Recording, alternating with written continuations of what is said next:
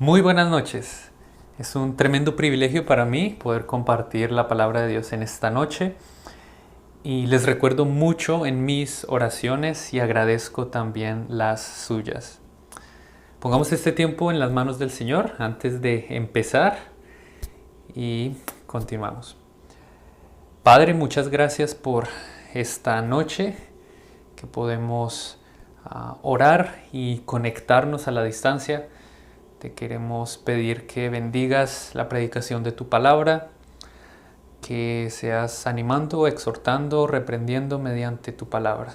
Que tu Espíritu obre en nuestros corazones. Ayúdame a ser claro y preciso con tu palabra. En el nombre de Jesús te lo pedimos. Amén.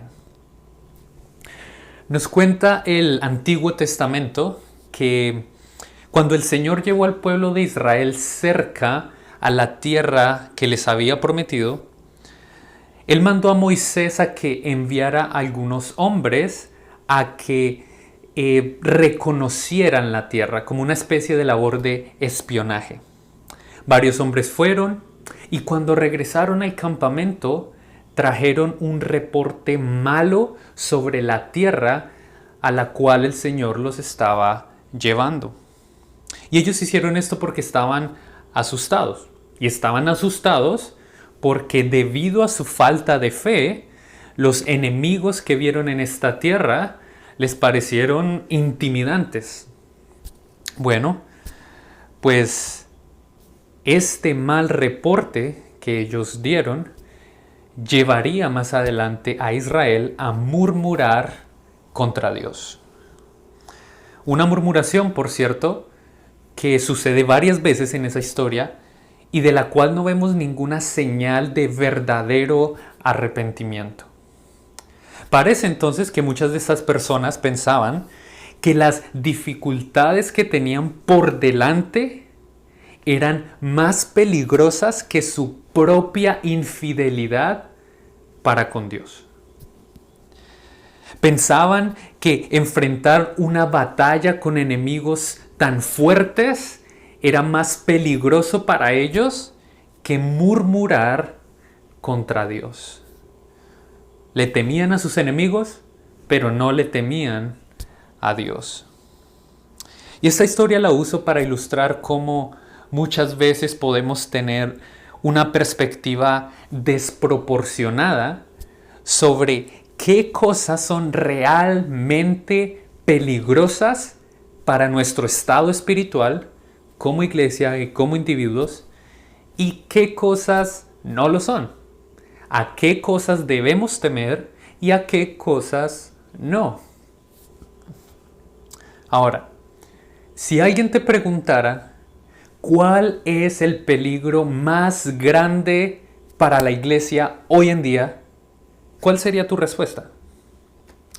Es más, podríamos hacer la pregunta un poco más personal. Si alguien te preguntara cuál es el peligro más grande para tu estado espiritual hoy en día, ¿cómo responderías? ¿Qué es lo peor que te podría pasar? Es cierto que podríamos responder a esta pregunta de varias maneras válidas, pero mi intención en esta noche es que comparemos brevemente el estado de la iglesia en el libro de los Hechos con el estado de la iglesia en el libro de Apocalipsis. Y al hacer esto, una respuesta a estas preguntas va a surgir con claridad. Entonces, vamos a ver qué es lo peor que nos podría pasar. Empecemos entonces con el libro de los Hechos. El libro de los Hechos. Y en este libro vamos a ver la victoria de la iglesia sobre dificultades externas. La victoria de la iglesia sobre dificultades externas. Con dificultades externas me refiero a ese tipo de dificultades que no son la consecuencia de algún pecado que hayamos cometido necesariamente. Más bien son dificultades que vienen como consecuencia de vivir en un mundo roto. Cosas como persecución por nuestra fe, enfermedad, limitaciones gubernamentales para las reuniones de la iglesia. A eso me refiero con dificultades externas. Ahora, antes de mirar pasajes específicos en el libro de los Hechos, permítanme compartir un par de datos bien importantes sobre este libro. De los 28 capítulos en el libro de los Hechos, solamente hay 4 en los cuales no encontramos ningún tipo de dificultad. Es decir, en 24 de los 28 capítulos de los libros de los Hechos, del libro de los Hechos, encontramos a la iglesia o a algún miembro de la iglesia pasando por algún tipo de dificultad. 24 de 28. Los únicos que no tienen dificultad son el capítulo 1, 2, 3 y el capítulo 10. Otra forma de decirlo es que si cuantificamos el libro de los Hechos usando los capítulos como estándar, podríamos decir que el 86% de los capítulos del libro de los Hechos contienen algún tipo de dificultad. La iglesia del Señor Jesucristo nació, creció, se esparció en medio de un ambiente hostil. Ahora, el segundo dato importante es que si nosotros estudiáramos cada una de esas dificultades que encontramos en el 86% del libro de los Hechos, notaríamos un patrón bien interesante.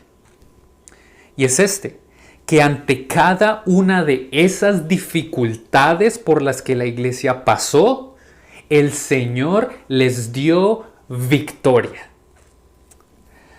Así que a lo largo del libro de los Hechos encontramos un patrón de dificultad y victoria. Dificultad, victoria. La iglesia pasa por esta situación difícil y más adelante el mismo capítulo o el siguiente nos dice que el Señor les dio victoria, que a través de eso el Señor hizo algo enorme y grande. Dificultad, victoria, dificultad, victoria. Por supuesto, en esta noche no tenemos tiempo de ver todos y cada uno de los ejemplos de este patrón, así que he escogido 3 pasajes claves que nos muestran 3 tipos de dificultades por las cuales la iglesia puede pasar y ante las cuales el Señor nos da victoria. El primer tipo de dificultad que vamos a ver es el arresto o encarcelamiento. Arresto o encarcelamiento. Y esto lo encontramos en Hechos capítulo 4. Hechos capítulo 4. En Hechos capítulo 3 vemos a Pedro sanando a una persona coja y predicando un sermón en el templo. Y eso es la causa de lo que sucede en el capítulo 4. Y en los primeros 3 versículos de este capítulo encontramos la dificultad. Hechos 4 empezando en el versículo 1. Mientras Pedro y Juan hablaban al pueblo, se les echaron encima los sacerdotes, el capitán de la guardia del templo y los saduceos, indignados porque enseñaban al pueblo y anunciaban en Jesús la resurrección de entre los muertos. Les echaron mano y los pusieron en la cárcel hasta el día siguiente, pues ya era tarde. Esta es oficialmente la primera dificultad externa que experimenta la iglesia después de haber sido inaugurada en Hechos capítulo 2. A los líderes del templo y a los saduceos no les gustó mucho el mensaje sobre Jesús y mucho menos sobre la resurrección, así que ponen a Pedro y a Juan en la cárcel. Y para este punto de la historia del libro de los Hechos, este evento no parece muy favorable. Es decir, la iglesia acaba de ser inaugurada, Hechos capítulo 2. Y 2 capítulos más adelante vemos a 2 líderes claves de la iglesia siendo arrestados, están privados de su libertad. ¿Qué va a pasar ahora? ¿Y ahora quién podrá defendernos? Bueno, en el versículo 4, del capítulo 4, encontramos parte de la victoria que el Señor les da ante esta dificultad. Dice así: pero muchos de los que habían oído el mensaje creyeron, llegando el número de los hombres como a 5,000. Ni la oposición al mensaje, ni el encarcelamiento de los mensajeros pudieron detener el poder de la palabra de Dios. 5,000 hombres y probablemente muchas más personas creyeron el mensaje. Pero eso no es todo. En los siguientes versículos vamos a ver más dificultad. Al día siguiente nos dice el resto del pasaje que las autoridades religiosas llamaron a Pedro, a Juan, los hicieron testificar. Ellos responden con valentía y comparten el evangelio. Los líderes religiosos amenazan a Pedro y a Juan y luego los dejan ir. Ahora uno pensaría que en una iglesia tan joven como esta de Jerusalén, el hecho de que los líderes sean encarcelados y luego amenazados intimidaría a la iglesia ahí y los haría desanimarse y tal vez muchas personas dejarían de congregarse o algo por el estilo. Pero fijémonos cuál fue la reacción de la iglesia al escuchar lo que le había sucedido a Pedro y a Juan. En el capítulo 4, empezando en el versículo 29, leemos lo siguiente, y esto es parte de una oración que la iglesia hace a la luz de lo que le sucedió a Pedro y a Juan. En el versículo 29 dice: ahora, Señor, considera sus amenazas y permite que tus siervos hablen tu palabra con toda confianza, mientras extiendes tu mano para que se hagan curaciones, señales y prodigios, mediante el nombre de tu santo siervo Jesús. Después que oraron, y el lugar donde estaban reunidos tembló, y todos fueron llenos del Espíritu Santo y hablaban la palabra de Dios con valor. ¡Qué cuadro tan poderoso vemos! No pudieron desanimar ni detener a la iglesia. El encarcelamiento, las amenazas no amedrentaron a los cristianos. Por el contrario, los llevaron a orar a Dios, a fortalecerse y como consecuencia a compartir el mensaje mucho más. Vemos entonces que ante esta primera dificultad por la que la iglesia pasa, el arresto de sus líderes, esto resulta en miles de conversiones y en que la iglesia misma sea fortalecida. Victoria ante las dificultades externas. Al continuar la historia en el libro de los Hechos, nos damos cuenta que este encarcelamiento fue la primera dificultad, pero no la última. Las cosas se van a poner peor. Así que la segunda dificultad que vemos es la muerte. Muerte. Hechos capítulos 6 y 7. En Hechos capítulo 6 conocemos a un hombre llamado Esteban, un hombre lleno de fe y del Espíritu Santo, hacía prodigios, señales, hablaba la palabra de Dios con sabiduría. Pero entonces vemos otra dificultad. Algunos hombres llenos de odio y envidia lo acusaron falsamente de cosas que él no había hecho. Luego en el capítulo 7 Esteban se defiende mostrando que el mensaje que él predica cuadra con el Antiguo Testamento. Luego llega una parte en su mensaje en el cual él reprende a estas personas por su incredulidad. A ellos no les gusta mucho. Así que empezando en el versículo 54 del capítulo 7, leemos lo siguiente. Hechos 7, 54. Al oír esto, se sintieron profundamente ofendidos y crujían los dientes contra él. Pero Esteban, lleno del Espíritu Santo, fijó los ojos en el cielo. Vio la gloria de Dios y a Jesús de pie a la diestra de Dios. Y dijo: veo los cielos abiertos y al Hijo del Hombre de pie a la diestra de Dios. Entonces ellos gritaron a gran voz y tapándose los oídos se lanzaron a una contra él. Echándolo fuera de la ciudad, comenzaron a apedrearlo. Esta sí que es una dificultad más complicada. Un hombre fiel, influyente, escogido oficialmente para servir a la iglesia y ahora está muerto. ¿Qué va a pasar ahora? ¿Qué va a hacer Dios al respecto?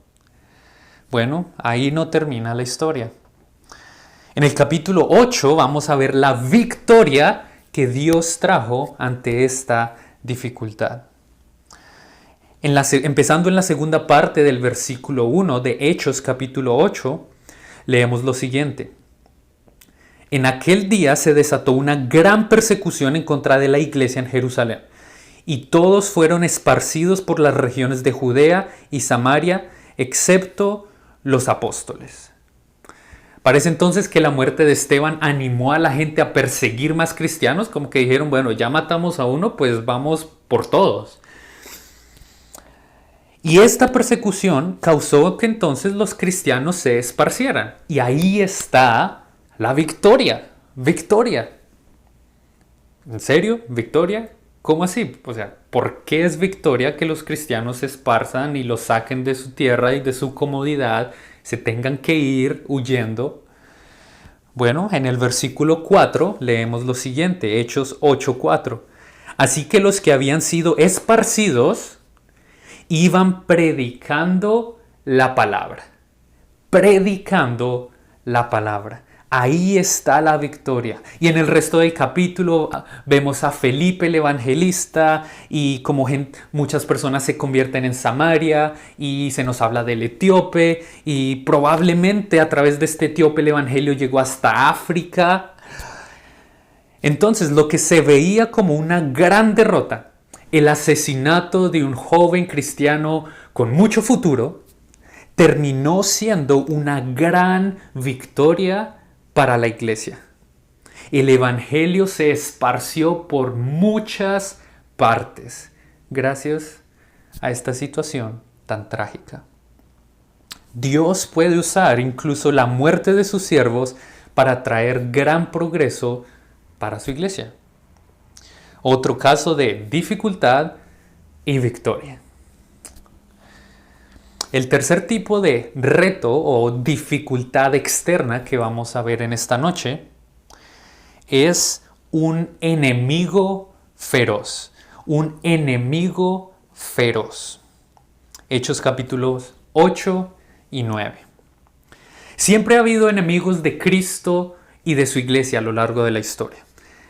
Pero también ha habido muchas personas en la historia que pareciera que su único propósito en la vida es destruir el cristianismo.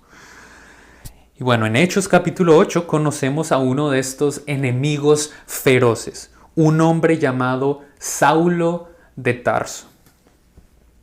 Empezando en el versículo 3 del capítulo 8, leemos lo siguiente. Pero Saulo hacía estragos en la iglesia, entrando de casa en casa y arrastrando a hombres y mujeres, los echaba en la cárcel. Y luego si saltamos al capítulo 9, versículos 1 y 2, leemos lo siguiente. Saulo, respirando todavía amenazas y muerte contra los discípulos del Señor, fue al sumo sacerdote y le pidió cartas para las sinagogas de Damasco, para que si encontraba algunos que pertenecieran al camino, es decir, cristianos, tanto hombres como mujeres, los pudiera llevar atados a Jerusalén. Pablo no era como cualquier otro enemigo de la iglesia. Él respiraba amenazas y muerte contra la iglesia. Todo lo que él hablaba sobre los cristianos era malo, era muerte, era amenazas. Además, encarcelaba a hombres y mujeres, no tenía ningún tipo de misericordia por nadie. Y es más, llegaba al punto de viajar a otras ciudades para encarcelar a los cristianos que habían huido de Jerusalén. Como si eso no fuera suficiente, todas las referencias que encontramos en el Nuevo Testamento sobre Pablo persiguiendo a la iglesia siempre enfatizan el hecho de que Pablo era bien feroz en su forma de perseguir a la iglesia. Un par de ejemplos. Hechos capítulo 22. Pablo dice, perseguí este camino hasta la muerte. Gálatas 1:13. Desmedidamente perseguía a la iglesia. Así que Pablo no era cualquier persona que pensaba que esos evangélicos están locos, eso no les pare bolas y ya. Él era alguien que muy diligentemente dedicaba su tiempo y sus energías a destruir el cristianismo.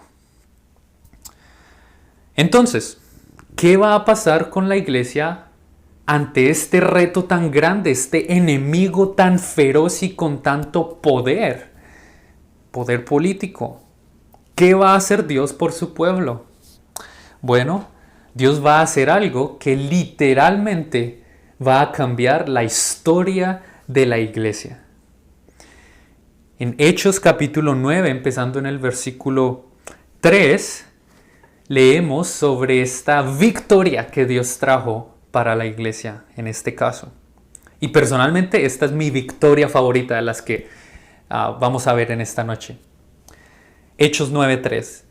Y mientras viajaba, esto es Pablo, al acercarse, o Saulo mejor, al acercarse a Damasco, de repente resplandeció a su alrededor una luz del cielo.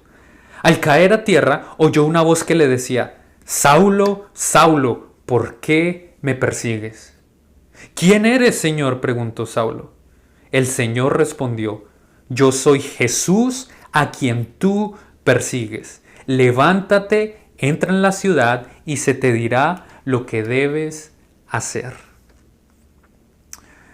Otros pasajes nos complementan este relato diciéndonos que el Señor Jesús tenía planeado enviar a Pablo para que sufriera mucho por su nombre y para que predicara el Evangelio.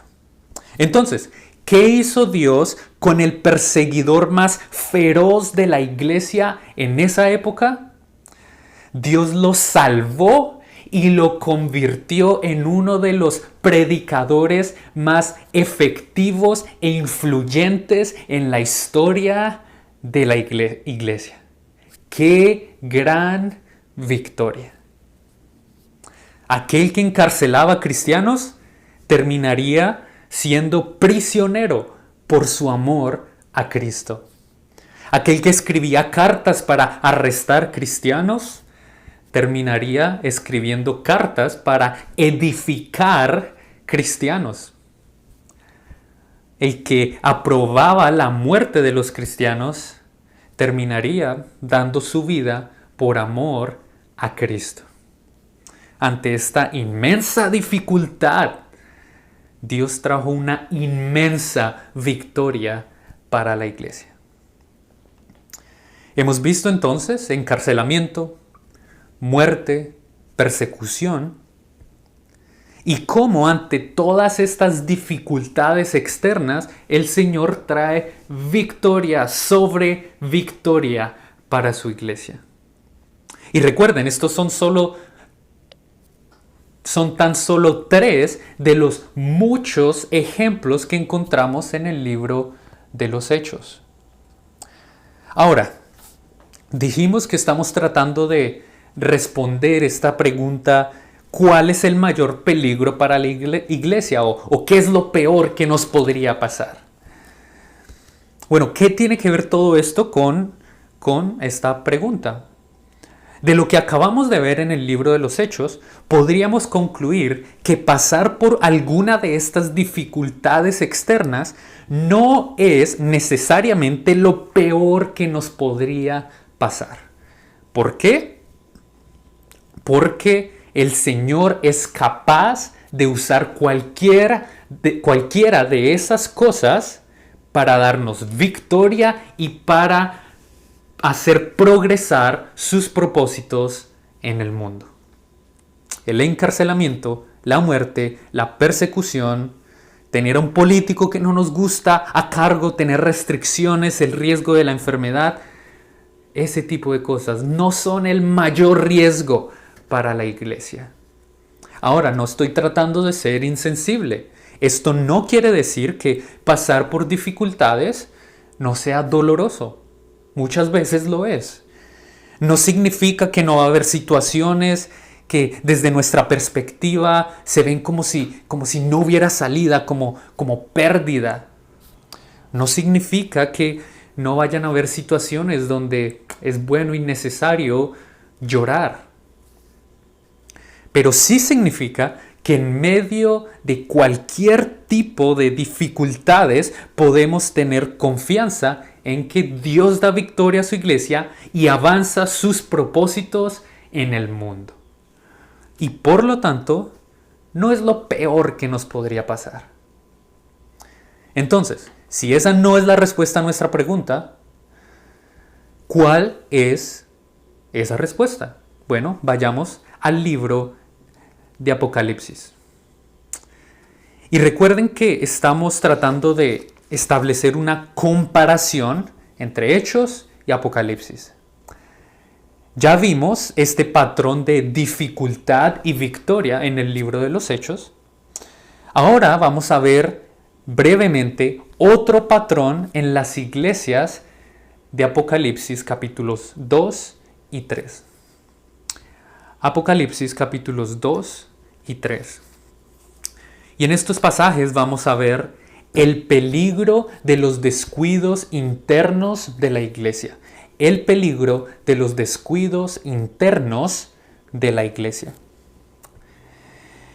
En el libro de Apocalipsis se nos cuenta que el Señor Jesús envía mediante Juan cartas a 7 iglesias ubicadas en Asia Menor.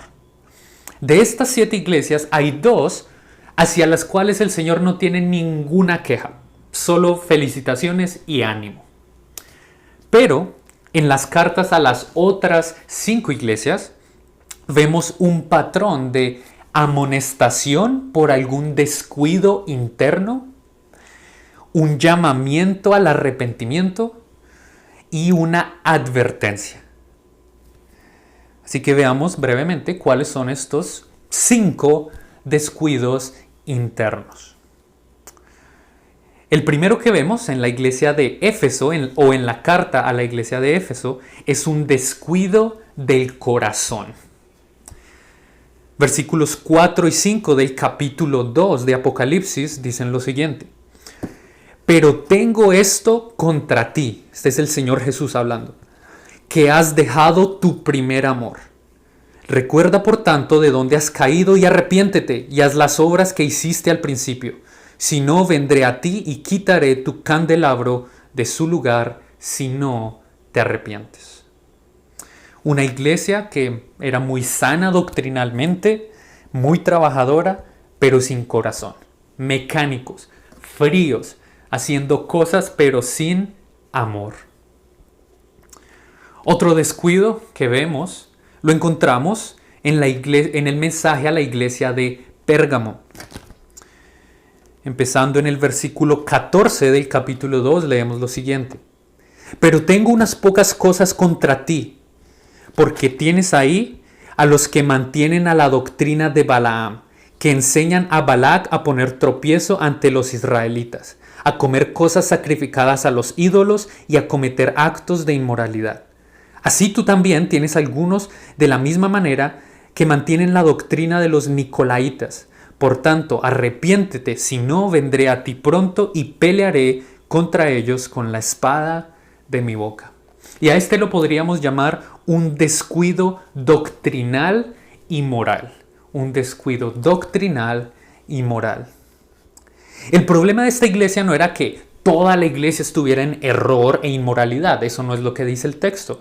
Lo que el texto dice es que había algunos allí enseñando doctrinas erradas que llevaban a la inmoralidad y la iglesia los toleraba. No hacían nada al respecto. Era una especie de tolerancia pecaminosa. Alguien llamó a la iglesia de Pérgamo la iglesia de la tolerancia indiscriminada. Un descuido doctrinal y moral. Un tercer descuido que vemos en estas cartas lo podríamos llamar un descuido en el liderazgo. Un descuido en el liderazgo o del liderazgo. Y esto lo vemos en el mensaje a la iglesia de Tiatira. En el versículo 20 del capítulo 2 de Apocalipsis leemos lo siguiente. Pero tengo esto contra ti, que toleras a esa mujer Jezabel, que se dice ser profetisa y enseña y seduce a mis siervos a que cometan actos inmorales y coman cosas sacrificadas a los ídolos. Le he dado tiempo para arrepentirse y no quiere arrepentirse de su inmoralidad. Por eso la postraré en cama y a los que cometen adulterio con ella los arrojaré en gran tribulación si no se arrepienten de las obras de ella. A sus hijos mataré con pestilencia y todas las iglesias sabrán que yo soy el que escudriña las mentes y los corazones y les daré a cada uno según sus obras. El problema de esta iglesia era parecido al de la iglesia de Pérgamo, una enseñanza errada que llevaba a la inmoralidad. Sin embargo, una de las diferencias claras entre estas dos iglesias es que en su carta a la iglesia de Tiatira, el Señor identifica a una mujer bien influyente cuyo terrible ministerio ha llevado a muchos a la impiedad. Un descuido en el liderazgo. Un cuarto descuido que podemos ver es un descuido de una vitalidad verdadera.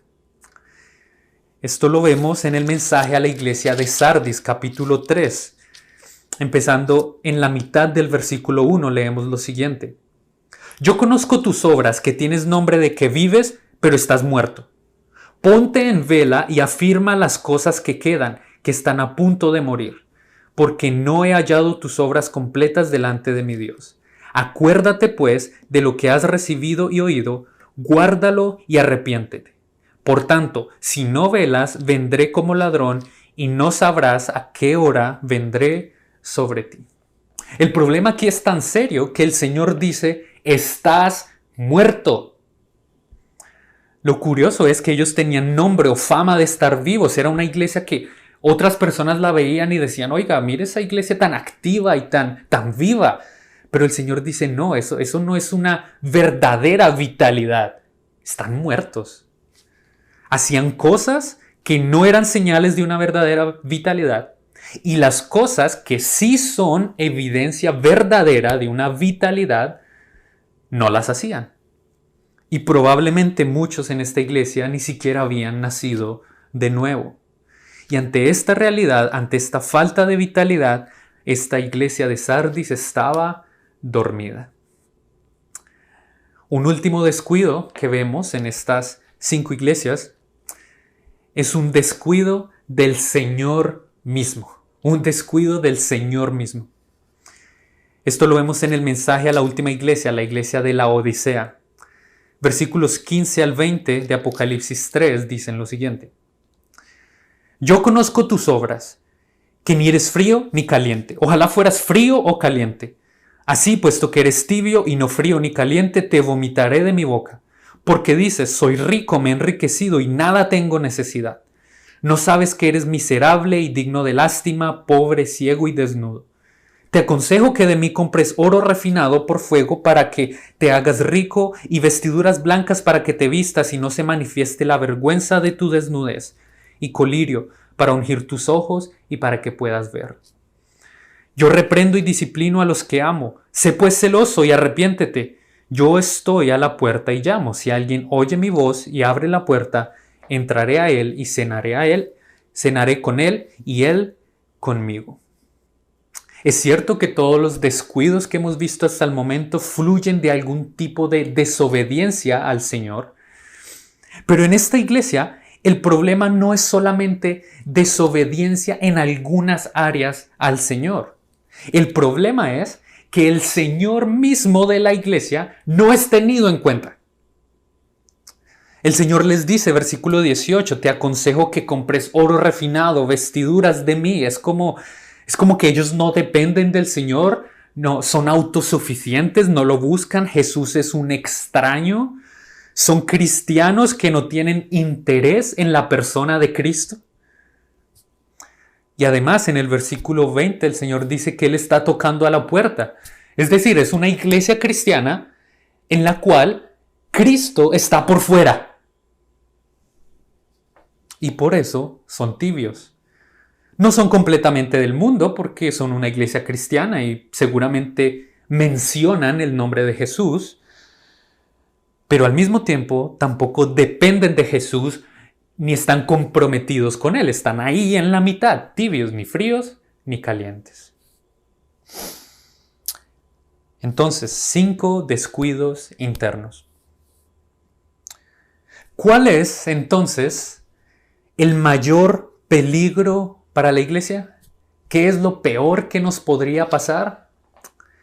En el libro de los Hechos vimos que las dificultades externas nos pueden llevar a grandes victorias para la gloria de Dios. Así que ese tipo de cosas no son el mayor riesgo para la iglesia. Pero en el libro de Apocalipsis vemos unas serias advertencias, no de parte del mundo, sino de parte del mismísimo Señor de la iglesia. Y todas estas advertencias están relacionadas a algún tipo de descuido interno de la iglesia, de los cristianos. Así que, hermano, hermana, nuestros descuidos internos son mucho más peligrosos que los retos externos que enfrentamos. Nuestros descuidos internos son mucho más peligrosos que los retos externos que enfrentamos. Es más, esta verdad la vemos en la Biblia desde el Antiguo Testamento. ¿Cómo fue que Israel terminó en cautiverio y pasando por ese tiempo tan complicado? No fue por causa de los peligros externos que enfrentaron. No fue porque hubo una nación tan fuerte a la cual Dios no pudo derrotar, Dios no les pudo dar victoria. Aunque Él trató, no fue por eso. Mientras Josué fue fiel, el Señor le dio victoria sobre todos sus enemigos. El problema empezó cuando Israel se descuidó internamente. Cuando el Señor les dijo una cosa y ellos empezaron a hacer otra. Cuando empezaron a desobedecer al Señor de a poquitos. Y esa infidelidad interna es la que los terminó destruyendo.